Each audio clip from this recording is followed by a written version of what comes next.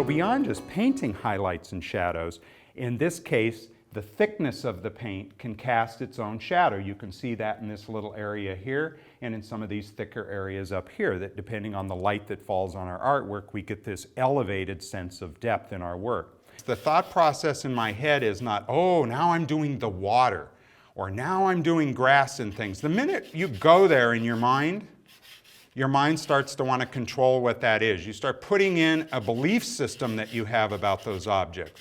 And right now, I'm really wanting to keep it simple and childlike. So I can put this on, and I'm doing this so that it does sit there for a few minutes and start to thicken up and get heavier. And as it's doing that, I'm going to start melting these lumps back into the surface. So very gently taking some of those edges, thinking about surface. I mean, the water is a flat surface with a reflection of light that comes down.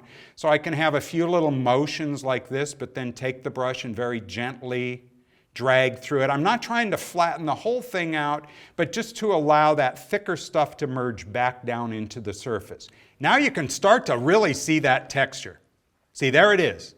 And the visual effect now is because this stick is in contrast to that darker area that I set myself up with the pastel and with the underpainting. This area right here, right now, is not that dissimilar to those oil paintings that I showed you at the beginning. What I would have had in an oil painting is a very thin layer of oil paint that was here that didn't have a lot of strength. And now I'm putting thicker stuff on and merging it over into that. In this case, since it's dry, I'm merging it by softening it. It has less contrast and allowing the pastel to have a higher contrast in an area where I have not softened it.